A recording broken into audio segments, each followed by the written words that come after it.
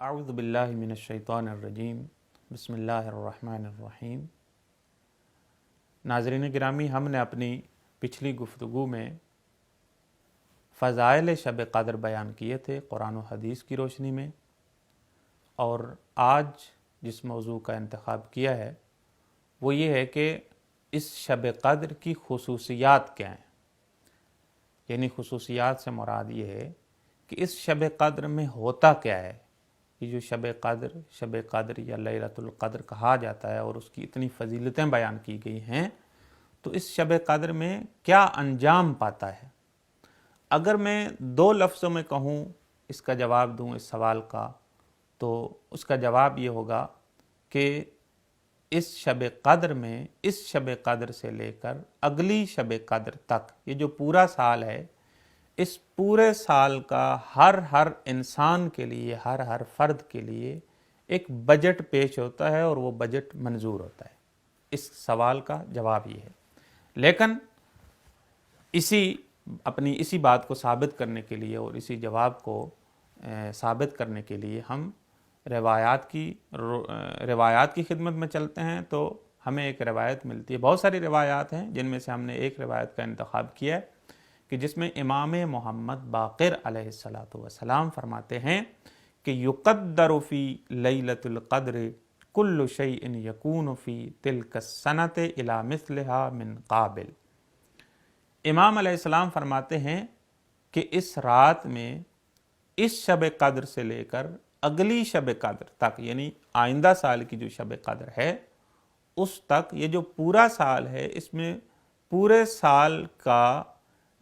میرے الفاظ میں بجٹ پیش کیا جاتا ہے اور بجٹ منظور کیا جاتا ہے، اور روایت کے الفاظ یہ ہیں کہ یعنی ہر چیز کا فیصلہ کیا جاتا ہے اس انسان کے بارے میں۔ پھر خود ہی امام جو ہیں چند مثالیں پیش کرتے ہیں کہ کن چیزوں کا فیصلہ کیا جاتا ہے۔ امام فرماتے ہیں من خیر او شر، اچھائی برائی، یعنی نیکی بھلائی اور برائی کی کا فیصلہ کیا جاتا ہے، یعنی اس شخص کے ساتھ کون سی اس سال میں اچھائیاں پیش آئیں گی اور کون سی برائیاں پیش آئیں گی۔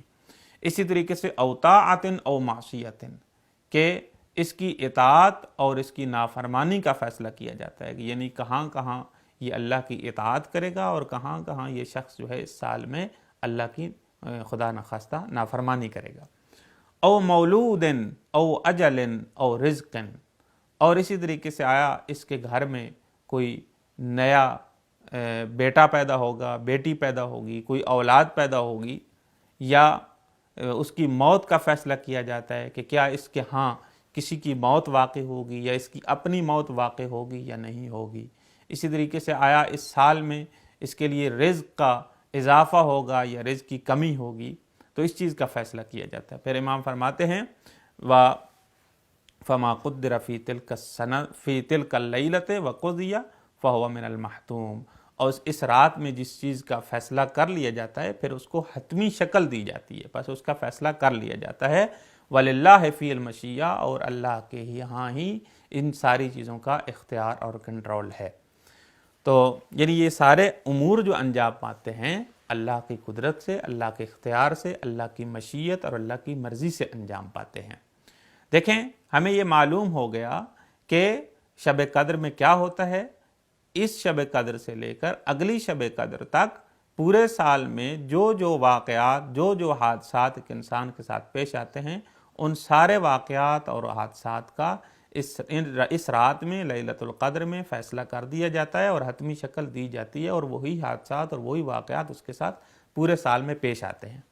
اب ممکن ہے کسی کے ذہن میں یہ سوال پیدا ہو کہ اس کا مطلب ہے جب اللہ تعالیٰ نے یہ ساری چیزیں لکھ دی ہیں تو پھر تو ہر صورت میں اس کے ساتھ یہ پیش آنا ہی ہے، یعنی اس کا اپنا اختیار تو سلب ہو جاتا ہے، اس کا اپنا اختیار تو رہتا ہی نہیں ہے، کیونکہ خدا نے جب یہ چیزیں لکھ دی ہیں تو ہر صورت میں اس کے ساتھ پیش آئیں گی، بس اس کا کوئی اختیار نہیں۔ یعنی اگر وہ گناہ بھی کرتا ہے تو چونکہ اللہ نے لکھ دیا تو اس نے ہر صورت میں کرنا ہی ہے گناہ، نہیں، ایسا نہیں ہے۔ دیکھیں، ہمارا عقیدہ یہ ہے کہ خالق کائنات جو ہے وہ اس کا علم ازلی اور ابدی ہے، یعنی وہ پہلے سے جانتا ہے، اور جو واقعات پیش آئیں گے زمانے استقبال میں، مستقبل میں، ان کا بھی وہ علم رکھتا ہے۔ اسے معلوم ہے کہ قیامت تک اس شخص کے ساتھ کیا کیا حادثات پیش آئیں گے، یا یہ مرنے تک کیا کیا اس کے ساتھ واقعات اور حادثات پیش آئیں گے، تو پس خالق کائنات اگر یہ فیصلہ کرتا ہے کہ یہ کام یہ انجام دے گا تو اپنے علم کی بنیاد پر اس چیز کا فیصلہ کرتا ہے۔ اس سے قطعاً اس شخص کا اختیار سلب نہیں ہوتا،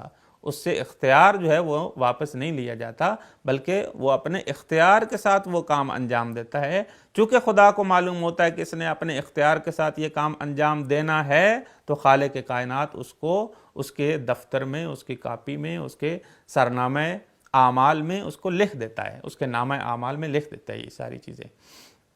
تو بہرحال ایک یہ بات تھی، اور دوسری بات یہ ہے کہ ممکن ہے کسی کے ذہن میں یہ سوال پیدا ہو کہ جب خالق کائنات نے لکھ دیے ہے کہ یہ شخص جو ہے اتنی بار گناہ کرے گا، تو یا مثلا اس کے رزق میں کمی ہوگی، تو ظاہر سی بات ہے پھر ہر صورت میں واقع ہوگا یہ کام نہیں۔ دوسری روایات کی روشنی میں یعنی اور بھی روایات ملتی ہیں کہ جن میں یہ ذکر کیا گیا ہے کہ نہیں، اگر کوئی شخص خداوند عالم کی بارگاہ میں صحیح معنی میں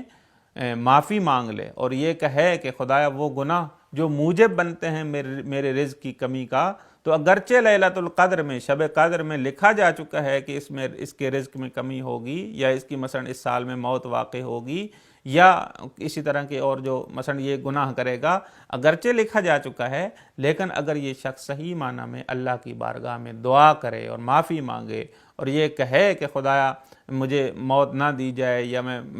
خدایا موت کو ٹال لے، خدایا یا مثلا میں گناہوں سے بچنا چاہتا ہوں، خدایا میری مدد فرما کہ میں گناہوں سے بچ جاؤں، تو ممکن ہے کہ وہ جو شب قدر میں بھی لکھا گیا تھا اس کی دعا کی وجہ سے وہ ختم ہو جائے۔ بس پھر بھی پورے سال میں انسان کے پاس یہ اختیار باقی رہتا ہے کہ انسان اپنے گناہوں کی معافی مانگے، اور جو لیلۃ القدر میں لکھا گیا ہے اس کو بھی ختم کروا سکتا ہے۔ بس دعائے خداوند عالم کی بارگاہ میں کہ خداوند متعال ہمیں شب قدر میں ہر خیر اور ہر نیکی کی دعا مانگنے کی توفیق عنایت فرمائے، اور خداوند عالم بھی ہمارے حق میں اچھائی اور نیکی ہی لکھے۔ آخر دعوانا ان الحمدللہ رب العالمین۔